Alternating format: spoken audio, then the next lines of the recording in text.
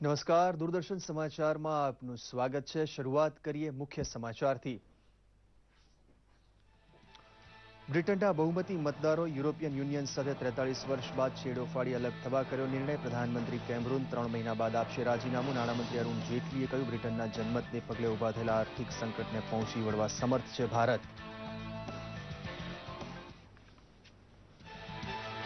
ઉઝબેકિસ્તાનના યજમાન પદે શાંઘાઈ સહકાર મંચની શિખર બેઠકમાં ભારતને પૂર્ણ સભ્યપદના મેમોરેન્ડમ પર થયા હસ્તાક્ષર। પ્રધાનમંત્રી મોદીએ જણાવ્યું કે ભારતનું સભ્યપદ એસસીઓ માટે લાભકારક, આતંકવાદ સામે સાથે મળી લડવા કરી અપીલ।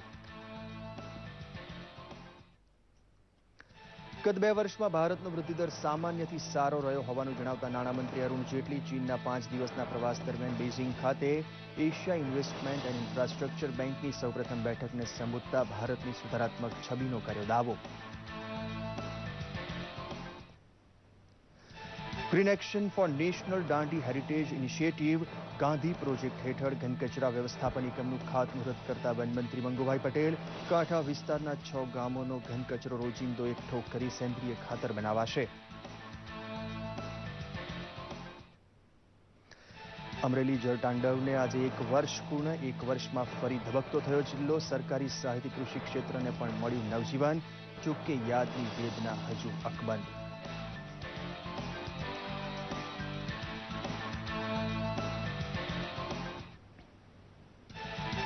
સરકારના સકારાત્મક અભિગમથી આણંદ જિલ્લાના જોશીકુવામાં છેલ્લા 10 વર્ષથી બંધ બસ સેવા થઈ શરૂ।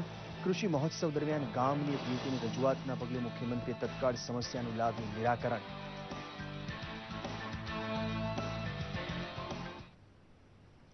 જોઈએ સમાચાર વિગતવાર।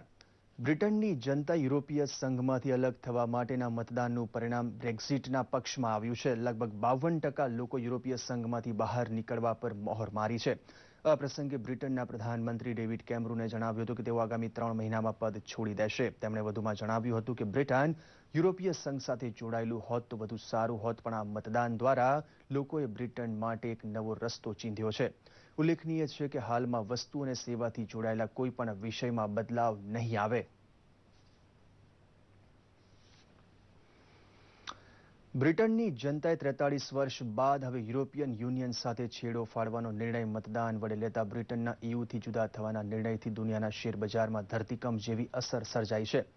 મુંબઈ શેરબજારના સેન્સેક્સમાં 1046 અંકનો જંગી કડાકો નોંધાયો હતો। નિફ્ટીમાં પણ 350થી વધુ અંકનો ઘટાડો જોવાયો હતો। બાદમાં થોડો સુધારો થતા દિવસના અંતે સેન્સેક્સ 605 પોઈન્ટના ઘટાડા સાથે 26,397, જ્યારે નિફ્ટી 182ના ઘટાડા સાથે 8,088 પર બંધ રહ્યો। ક્રૂડ, પાઉન્ડ, રૂપિયો તૂટ્યા છે, જ્યારે સોનામાં 6%ની તેજી જોવા મળી હતી। ડોલર સામે રૂપિયો 68ની પાર પહોંચી ગયો છે। નાણાં મંત્રાલય RBIને રૂપિયાની વોલેટાલિટી પર તો સેબીને શેરબજારની વોલેટાલિટી પર નજર રાખવા કહ્યું છે। નાણામંત્રી અરુણ જેટલીએ જણાવ્યું હતું કે ભારત બ્રિટનના યુરોપીય સંઘમાંથી બહાર નીકળવાના જનમતનું સન્માન કરે છે, તેમજ ભારત બ્રેક્ઝિટના પરિણામોને પહોંચી વળવા સજ્જ છે।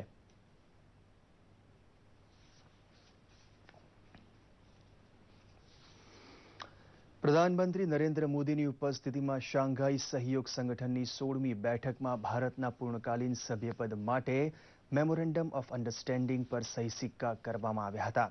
આ બેઠકને સંબોધતા પ્રધાનમંત્રી મોદીએ જણાવ્યું કે ભારતનું સભ્યપદ સંગઠન માટે ફાયદાકારક સાબિત થશે। તેમણે ઉમેર્યું કે ભારતના એસસીઓ દેશો સાથે ઐતિહાસિક સંબંધો છે। આતંકવાદના મુદ્દે સાથે મળીને લડવા ઉપર પણ તેમણે ભાર મૂક્યો હતો।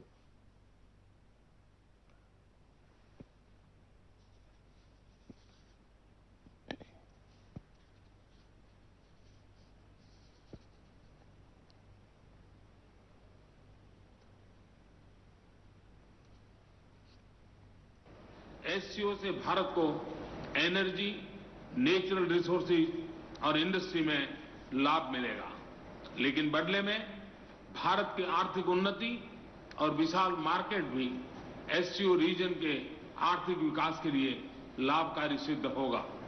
मुझे विश्वास है कि ट्रेड, इन्वेस्टमेंट, इंफॉर्मेशन और communication technology, space, science and technology, agriculture, health care, small and medium scale industries में भारत की क्षमताओं से एससीओ इकोनॉमी को काफी फायदा मिलेगा। वाणिज्य और व्यापार के बढ़ते फायदे के अलावा બાદમાં પ્રધાનમંત્રી શ્રી મોદીએ રશિયાના રાષ્ટ્રપતિ વ્લાદિમીર પુતિન સાથે બેઠક યોજી દ્વિપક્ષીય ચર્ચા વિચારણા કરી હતી. નાણામંત્રી અરુણ જેટલી ચીનના 5 દિવસીય પ્રવાસે છે. આજે બીજિંગ ખાતે એશિયા ઇન્વેસ્ટમેન્ટ એન્ડ ઇન્ફ્રાસ્ટ્રક્ચર બેંકની પહેલી બેઠકને સંબોધતા કહ્યું હતું કે પાછલા 2 વર્ષોમાં ભારતનો વૃદ્ધિદર સામાન્યથી સારો રહ્યો છે. ભારતની આર્થિક પ્રગતિ ઉપર ભાર મૂકતા નાણામંત્રીએ જણાવ્યું હતું કે જ્યારે અન્ય દેશોમાં મંદીનો માહોલ છવાયેલો હતો ત્યારે ભારતે વૈશ્વિક પટલ પર વૃદ્ધિદરની સુધારાત્મક છબી બનાવી હતી. વધુમાં તેમણે જણાવ્યું હતું કે પાછલા કેટલાક વર્ષો સુધી ભારતની બ્રિક્સ દેશોની તુલનાએ એક નબળી કડી ગણવામાં આવતી હતી, ત્યારે ભારતે પોતાની આર્થિક વૃદ્ધિની ક્ષમતાઓને પુરવાર કરી આ પ્રકારની આશંકાઓ પર પૂર્ણ વિરામ મૂક્યું છે. સંરક્ષણ મંત્રી મનોહર પારીકરે આજે ગુજરાતની મુલાકાતે છે. તેઓ આજે બપોરે હવાઈ માર્ગે ભુજ આવી પહોંચ્યા હતા. બાદમાં ગાંધીધામમાં બોલતા તેમણે જણાવ્યું કે મોદી સરકારે 2 વર્ષમાં વિશ્વમાં ભારતની શાખ ઊભી કરી છે તથા ધીરે ધીરે લોકોનું માનસ બદલવામાં પણ સફળતા મળી છે. એમણે ઉમેર્યું કે કચ્છ સરહદે રણ પ્રદેશ હોવાને કારણે ફેન્સિંગ થઈ શકે તેમ નથી, ત્યારે વીર જવાનોની પેટ્રોલિંગ દ્વારા સરહદ સુરક્ષાની કામગીરી પ્રશંસનીય છે. दलदल होती है या मार्शी एरिया होती है, वहाँ किधर वहाँ फेंसिंग लगाना, फिजिकल फेंसिंग लगाना कई बार तकलीफ का हो सकता है. हम लोग टेक्नोलॉजी का भी इस्तेमाल करने की सोच रहे हैं. 45 किलोमीटर जो बचा था, जहाँ पॉसिबल है वहाँ कर रहे हैं. जहाँ पॉसिबल नहीं है वहाँ एक तो ज़्यादा गश्त रहनी चाहिए या टेक्नोलॉजी के आधार पे आप कैमराज और ये ऐसी चीज़ें का यूज़ करके, इंफ्रारेड बाकी चीज़ों का यूज़ करके भी वहाँ इनविजिबल फेंस खड़ा कर सकते हैं. વધુ સમાચાર થોડી ક્ષણોમાં. ये है विवेक, एक होनहार बालक. ये है विवेक के पिताजी. इन्हें हाई ब्लड प्रेशर और शुगर दोनों हैं, लेकिन खाने में चाहिए ऊपर से बहुत सारा नमक और चाय में भरपूर चीनी. और फिर एक दिन अचानक इन्हें लकवा. नतीजा विवेक की पढ़ाई बंद.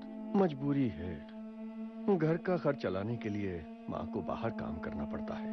लकवा मस्तिष्क से जुड़ी हुई बीमारी है जिसमें अचानक हमारे शरीर के अंग काम करना बंद कर देते हैं. याद रखें, जब कभी भी कोई लकवे का शिकार हो तो उस मरीज को 3 घंटों के अंदर ही डॉक्टर के पास ले जाना चाहिए.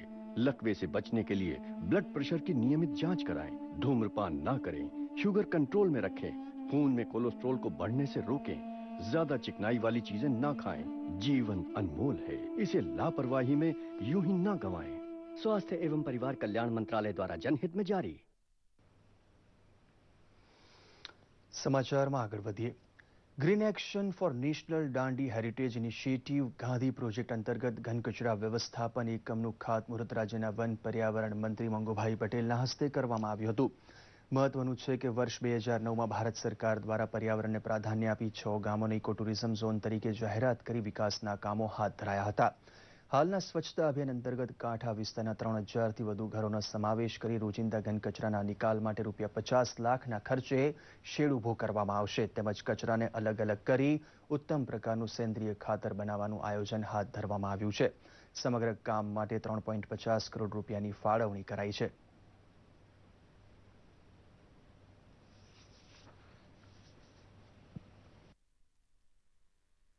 અમે ગામડામાં હજુ શહેરો કરતાં સારી સ્થિતિ છે, પણ માણસનું જીવન ખૂબ સારું બને એમાં જો મુખ્ય ભાગ સ્વચ્છતાના હોય તો, અને એ રીતે સ્વચ્છતાથી જીવન જીવાય તો ચોક્કસ જે કુદરતે આપેલી પ્રકૃતિ જે છે પ્રકૃતિને આપણે સારી રીતે પાલન કરી શકીશું. એને જે કુદરતે આપેલી વસ્તુ છે એને આપણે ટકાવી રાખવામાં આવા પ્રોજેક્ટથી ખરેખર લોકોને મોટો લાભ થવાનો છે. આપણે શરૂઆત આજથી જે છે 5 વર્ષ પહેલા 2011માં કરવામાં આવેલી હતી. આ ગાંધી પ્રોજેક્ટ હેઠળ જે છે 25 કરોડની ગ્રાન્ટ આપણે જે છે નક્કી કરવામાં આવેલ છે અને તે પૈકી 3.5 કરોડની ગ્રાન્ટ આપણે ફાળવી દેવામાં આવેલ છે. અને હાલમાં જે છે પર્યાવરણલક્ષી આવા જે કામો છે કે જેનાથી પર્યાવરણ સ્વચ્છ થાય, લોકોનું જીવન સુંદર બને તે માટેના આપણે પ્રયત્નો હાથ ધરવામાં આવી રહેલ છે. ચોમાસાની ફરી શરૂઆત થઈ ચૂકી છે, પરંતુ આ વરસાદ ક્યાંક જૂની પીડાની યાદ પણ તાજી કરાવી રહ્યો છે. 24 જૂન 2015નો એ દિવસ અમરેલી માટે કાળા દિવસ સમાન હતો. વાદળો એટલા વરસ્યા હતા કે જિલ્લાનો મોટો વિસ્તાર જળબંબાકાર થઈ ગયો હતો. કુદરતી તાંડવનું એક વર્ષ પૂર્ણ થયું છે, પરંતુ માનવીની પીડા આજે પણ તાજી છે. જોઈએ એક વિશેષ અહેવાલ. આ દ્રશ્યો આજે પણ હૃદય કંપાવી દે છે. આસમાની આફતે અમરેલી જિલ્લામાં પ્રકોપ બતાવ્યો હતો. ગામના ગામ પૂરના પાણીમાં ડૂબ્યા હતા. પૂરના પાણીએ અનેક જિંદગીઓનો ભોગ લીધો હતો. એ અસહ્ય પીડાને એક વર્ષ પૂર્ણ થયું છે. પૂરના પાણી તો ઓસર્યા, પણ જેણે પોતાના સ્વજન ઘરબાર ગુમાવ્યા તેમની આંખોમાંથી હજુ પણ પાણી નથી સુકાયા. ગયા વર્ષે 24/6 જે પૂર આવેલું ત્યારે હું ડેરીમાં અંદર ફરજ બજાવતો હતો અને આ ગુજરા દિવસે ડેરીની અંદર લગભગ 70 મજૂરો હતા, પ્લસ ડેરીનો સ્ટાફ અને ટેટ્રાપેક કંપની જે અહીંયા કામ કરે છે એમના ઘણા બધા માણસો હતા.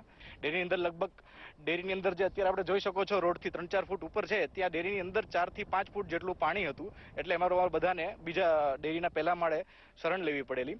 પણ સરકારશ્રીના તુરંત પગલા અને બધા મંત્રીઓ જે અહીં હાજર થઈ ગયા એમના કારણે અમને તરત સહાય મળેલી. 2 હેલિકોપ્ટરો આવી ગયેલા અને ફ્લડ રેસ્ક્યુ ટીમની કારણે અમને બચવાની તક મળી હતી અને મોટી જાનહાનિ ટળી હતી. 24/6/2015 રોજ ફ્લડ આવેલું, તેના કારણે અમે અહીંયા ફસાયા હતા. પેલો સામે વડલો રહ્યો તેની ઉપર અમે ફસાયા હતા અને ત્યારે રાત્રે જ્યારે રેસ્ક્યુ ટીમ આવી તેણે અમને બચાવ્યા હતા. એ ગોજારો દિવસ આજે પણ એમની યાદ છે. રાજ્ય સરકાર પણ પૂરની એ વિકટ પરિસ્થિતિમાં કામ લાગી હતી. વૃક્ષ પર મકાનો પર જીવ હથેળીમાં લઈને બેઠેલા લોકોને તાબડતોબ રેસ્ક્યુ કર્યો હતો. એક વર્ષમાં અમરેલી જિલ્લો પાછો ધબકતો થઈ ગયો છે. સરકારે પૂર પીડિતોને સહાય પૂરી પાડી, નવજીવન શરૂ કરવા આશ્વાસન આપ્યું હતું. જેના ખેતરો ધોવાઈ ગયા હતા તે ફરી ખેતીમાં જોતરાયા છે.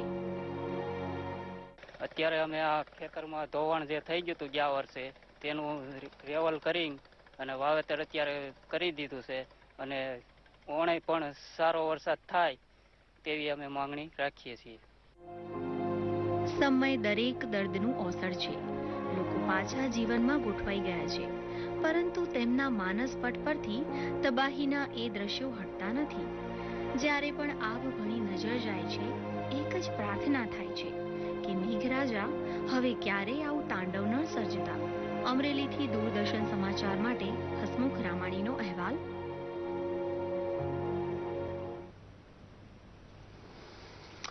પ્રજાના પ્રશ્નોના તાત્કાલિક નિવારણ માટે તત્પર રહેતી રાજ્ય સરકારે વધુ એક સકારાત્મક ઉદાહરણ પૂરું પાડ્યું છે. આણંદના જોશી કુવામાં છેલ્લા 10 વર્ષથી બસ સુવિધા બંધ હતી.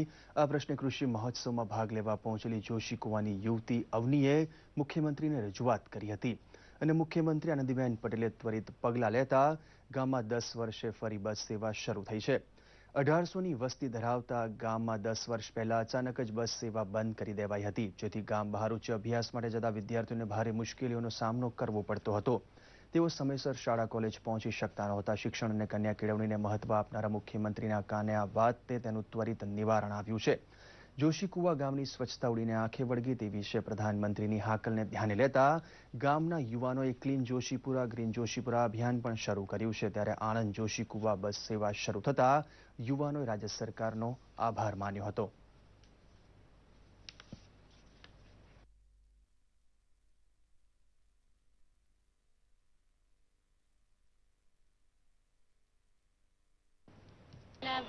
દસેક દિવસથી અમારા ગામમાં બસ આવતી થઈ ગઈ છે.